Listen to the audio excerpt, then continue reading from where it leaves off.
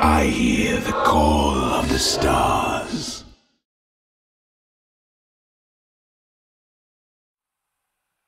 G'day guys, Duckville here. We are going to do another episode of the 4v4 map guide series, which I've been doing slowly over time, and today we're going to look at one of the newer maps. I know I haven't actually finished all of the older maps and all of that sort of stuff, but we're going to have a look just at one of the newer ones because I've actually been getting this particular map quite a lot. So we're going to have a look at it. I have played quite a bit on it. We'll just go over some of the basic facets of this particular map.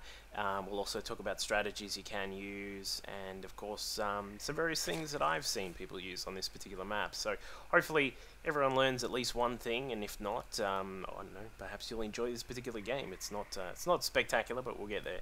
Down here, just on the left hand, of course we have opposing spawns being down here at the bottom left corner, and then of course up here at the top right corner as well. So we've got myself here in the luxurious pink Zerg outfit. We've got Null Boo there in the yellow, the banana yellow for Protoss.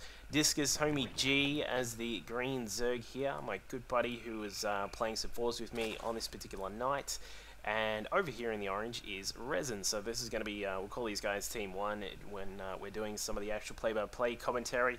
For those of you who actually saw me play this live, it was actually just back on the 12th of August. And yes, I was completely drunk at the time. So please excuse me if I say any random crap in the chat, but we'll get to that later. Over here at Team 2's base, we've got Steelio here in the steel blue. We've got Nasty Ingro, we'll call him Nasty, just because, yeah, let's not go there. Boob Zorbs, very creative name there by this 12-year-old player here in the purple. And, of course, we have a red here, Mastercraft. That's very clever. So, this particular map, of course, as we can see here, just down to the side here, we've got a ramp here, just a very big ramp. You actually do have to spend a lot to actually cover this up completely, if you do want to cover it up at all. Sometimes, of course, as I've mentioned in previous 4v4 map guides, sometimes you don't actually want to wall off completely if you have a Zerg on your team. Now, no matter the fact, if you, like, even if you are a Terran and you've got, like, your supply depot lol wall, and you do that sort of wall off, it still can be quite annoying for a Zerg player who is attempting to rally units out of the base, and they either run around all the way across this particular side of the base and have to go all the way out that way, or they just get stuck because everyone's fully walled off. So I will advise again, as I have in previous editions of this this particular series, please do not fully wall off unless you are confident you are capable in lowering the goddamn supply depots. It's like the biggest problem I have with fours, actually, apart from some of the maps which are terrible. But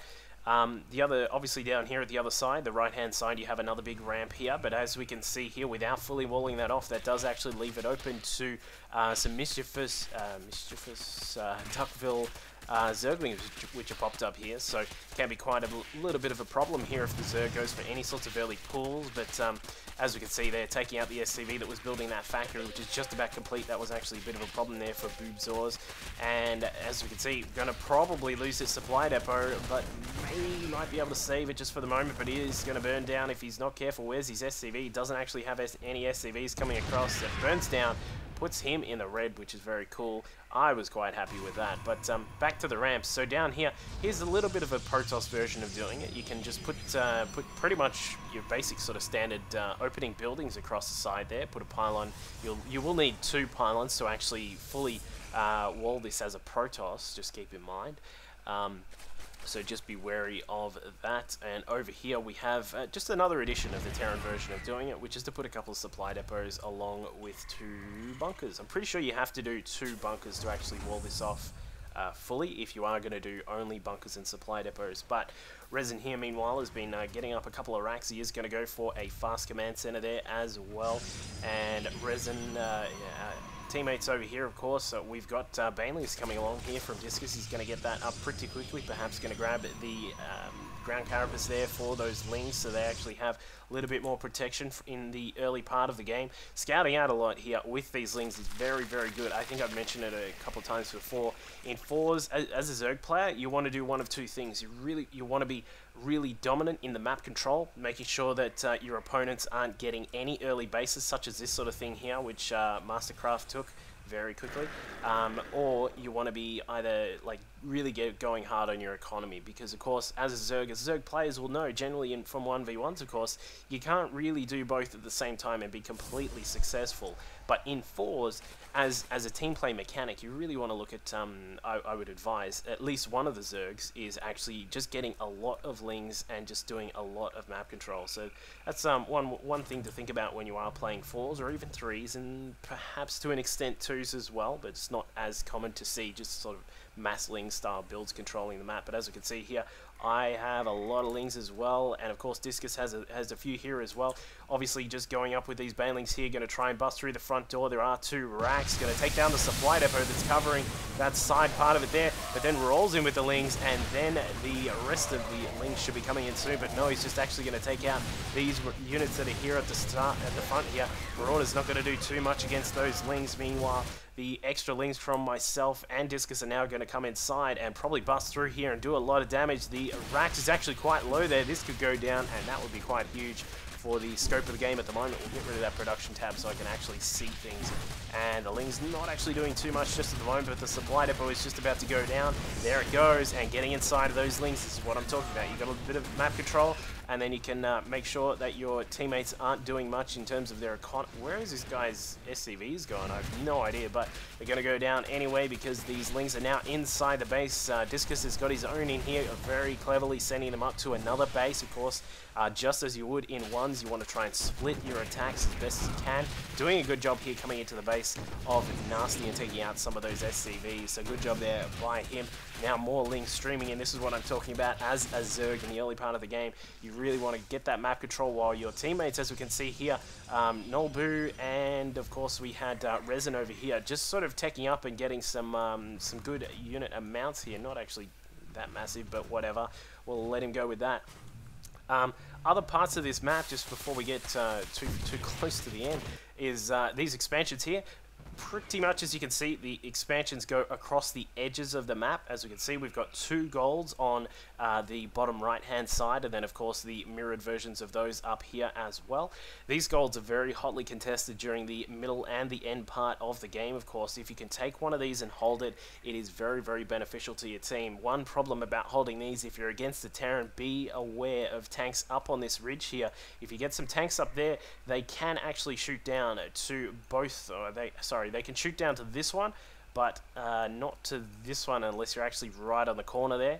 And of course down on the other side you have the same sort of thing where the tanks can be positioned up here and can take shots at your sort of town hall position there. But meanwhile, as you can see, just Lings just going all over the place here from myself and Discus here. He's just streaming them in here, not really worrying about expanding on this map. One thing, actually Discus has expanded, as you can see here. One thing about this particular map, if you are a Zerg and you are at the back, as we've got this position here, it can be a little bit annoying to try and take one of these side expansions, of course, because it's really difficult to link your creep. Of course, you have to go all the way up through here and then down over here to actually link up an expansion. As we can see, I'm about to take this one, but it can be difficult to take those. But some interesting features of this map are these little canyons that are in these sorts of positions here. There is a big canyon here which sort of protects this this very close expansion here, which Nolbu has taken. And it does mean you can wall it off if you really want to. I probably wouldn't advise it because it's spending a lot of minerals to get very little gain out of it, I would say. But it is easy to take the base here in the middle as compared to these 2 bases as well off to the side. So do look at making sure that you'd really want your strong player to try and take this so they can beef up their armies early and then do a lot of damage after that. But as you can see here, we've got the Marine Marauder mix in here from Resin. A couple of Thors are out from Boobsorbs as well, and he's going to be able to do a little bit of damage with that, maybe able to take out this leftover force. These units are quite low in the red, and down they go. The Lings, of course, won't do much against Thors either, but as we can see, we actually have a force now moving across from Nolbu. We're sort of sitting in weird positions for the unit counts this game. We've got sort of some of the players sitting quite high up on their unit counts, and then some of them actually really, really low comparatively. This is on Team 1, of course. But As we can see here, we have a Ling just heading across to the side, doing some harassment. This is a good part of being a Zerg in 4v4s, as you can do this sort of harassment and just really decimate your opponents. As we can see here, Steelio, after that initial attack from myself and Discus, is now just sitting in the absolute dumps. They're getting nothing done at all, so he's going to be in a lot of trouble. So taking this base, of course, is the next really good step there. I'd advise for Terrans, if you can, to try and take this particular one, well, at least one of the golds, like really quickly if you can, because with floating a command center over there and dropping it down and building a planetary fortress, this can be quite hard to take in the early game. And in fact, in a lot of 4v4 games, especially on some of these newer maps, you actually do see a lot of Terrans just say, you know, screw it, I'm just going to grab the gold expansion, planetary fortress, and we're good to go, because it can be quite hard to stop them when they do that. So that is one tactic which you can, of course, use here. Resin just marching in with a very, very minor force here, taking out this expansion here from Mastercraft, or whatever his name is, and that is probably going to be it for this particular game here. Obviously not too much happening in terms of strategies, but there are some various things which you can do. Some other things include you can bring in warp prisms at the back here. There is a lot of room, as you can see here. These canyons, provide a lot of room out the back for mutalisks, warp prisms, and that sort of thing to hang out the back there and do a lot of damage to the mineral lines of these two particular players here. As you can see, I've got the same thing at the back of my minerals as well. So that is one thing you can take advantage of. Things such as pylons down in these sorts of corners here are very good to use, because you can warp down into your opponent's potentially second base and they will have no idea what's coming. And obviously those sorts of things are very, very elementary, but you can take them on and use them in team games to make sure you are utilizing your place in the game for maximum effect. But speaking of maximum effect, Mastercraft here with a lot of spine crawlers just hanging out, just waiting to see what happens. He is the last person left in the game just at the moment. Here's some fun little micro going on from Resin. He's just taking out that command center, because that will go down in just a tick as well. Meanwhile, yeah, so this map, I do kind of like this map at the moment here. It has a lot of expansions, of course, which is a problem with some of the earlier 4v4 maps. You've got these expansions which are generally pretty simple to take. You don't have to be like, you know, a total GSL champion to hold this sort of expansion, because you can wall it off here if required, and of course you can do that sort of thing. But there are the two Zelnaga watchtowers in the middle here. Do try and keep control of these, because they do contain they do cover the two paths which people mainly use to come through and attack, and that is the end of the game. But I'll just keep ranting for a second. So there are some interesting features, such as the shrubs here protecting some of these middle bits of the map. Always do keep an eye on that.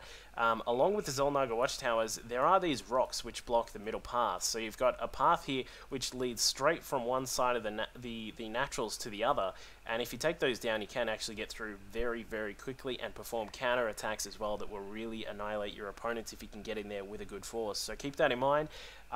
We will go and have a look eventually at some of the other 4v4 maps in a short time, once I actually get some good replays. If you do have some replays of 4v4s, do send them through duckphillol@gmail.com. Cheers.